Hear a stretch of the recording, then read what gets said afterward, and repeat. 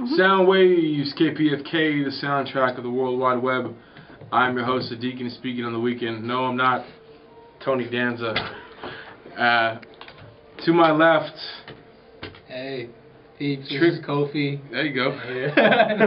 I'll introduce, I'm Co.Fee, and I'm about to do the Top five questions. Top fives of Co.Fee. So Yes. we're going to start it out because I'm hungry as hell.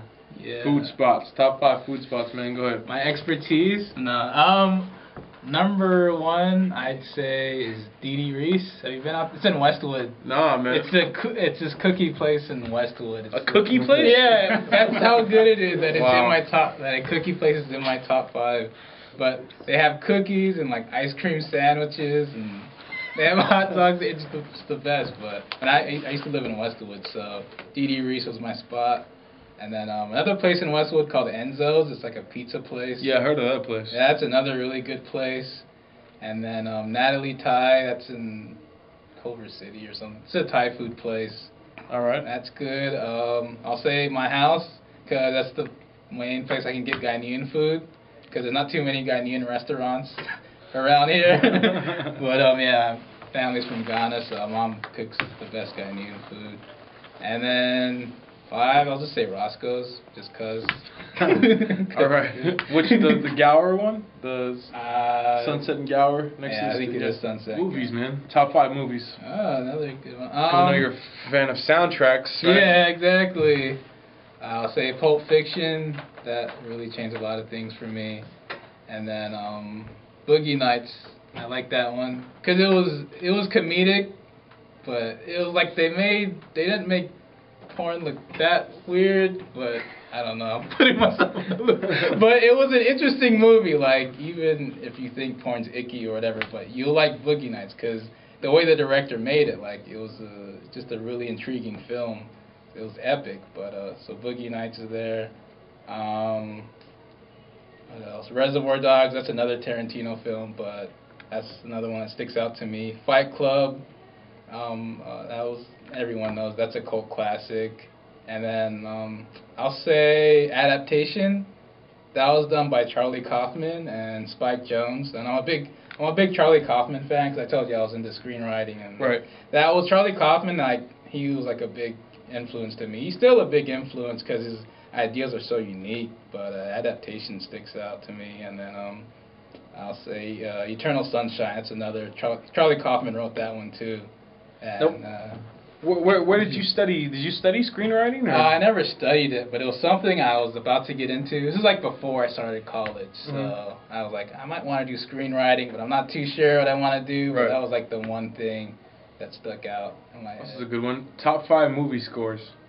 Top 5 movie scores. That's a good one. Probably. Would I have to have seen the movie? Yes. Because then you're just being a biter and you're announcing things that people think you should like. Yeah. I'm gonna give you a second. I'll give you mine. Rapid fire. Number 1, Boiler Room, the illest hip hop soundtrack in any movie I've ever seen. Oh yeah, that was it. Ocean's 11, just because of that whole kitschy like '60s Pink Panther kind of feel. Number 3, The Godfather, obviously, because you just feel like you're in Italy and everyone kind of wants to be a member of the Corleone family. Number 4, The Big Night, just because number 1, it's surrounded around my favorite subject, food. And I worked in an Italian restaurant. That's all we listened to, literally, that CD. And then number 5, I would have to say, I'm just giving you time. I can. All right, go. Start it. You can say something. Okay, I'll go with Kill Bill Volume 1. That soundtrack's ridiculous because it was like a compilation, like a crazy mixtape. It had Isaac Hayes on there, but then it had this Japanese score on there, then it had the Green Hornet theme on there. It was just scattered and crazy. Then I'm kind of biting. I'm saying Ocean's 12. Ocean's 12 is my favorite one out of all 3 because it was all like European soundtracks, a lot of French psych on there and Italian psychedelic music on there. And then where am I at? Number 3? Yeah. Wild Style. Wild Style is an ill soundtrack. Missed that one. I still listen to the Wild Style soundtrack, cause what's the song at the end where they're having the party like. Oh man.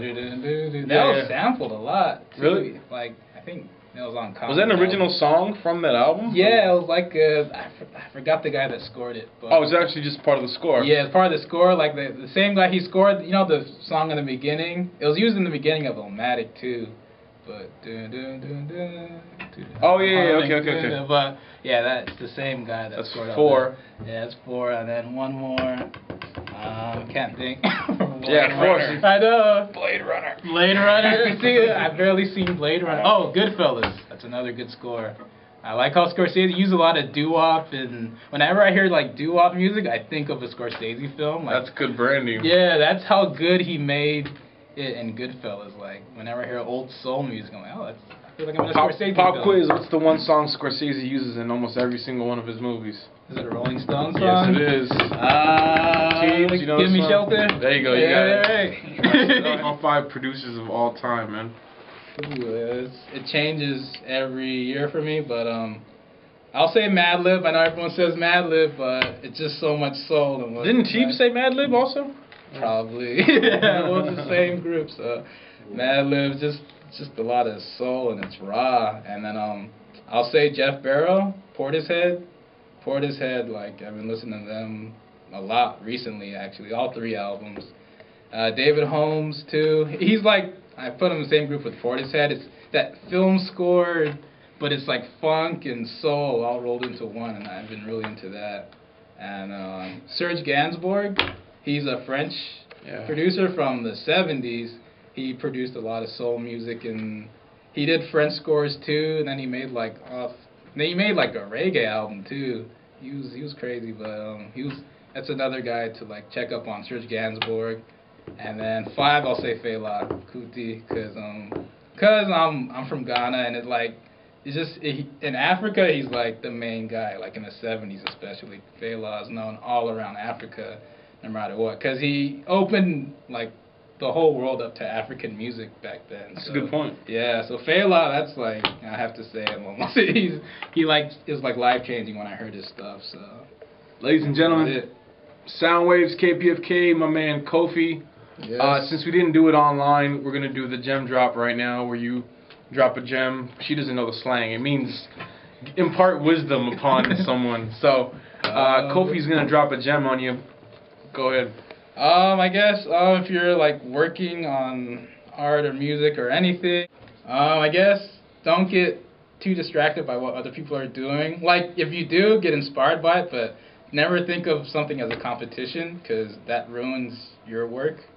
And that's something I've taught myself, or I've told myself constantly, like never think that I'm competing with someone. Kind of have a tunnel vision when I'm working on something, and everyone can kind of shine with their own steez. So just let everyone shine, no compete, and that's it. Words of wisdom from a very young man. Actually, my age now. I'm just very old because I'm big and I have thick eyebrows. I feel like I'm 40. Soundwaves KPFK. You can catch Co.Fee and my man Teebs on this episode. Teebs and Co.Fee. my hollow drum. This was episode 38. You can catch the audio soundwaveskpfk.com. You can catch Co.Fee online, myspace.com/COFEE. And you can catch Teebs online, myspace.com/TEEEB. There you go. And Teebs was on episode 35. And you can, they're coming back. Don't worry about it. Cool. Soundwaves, till next time.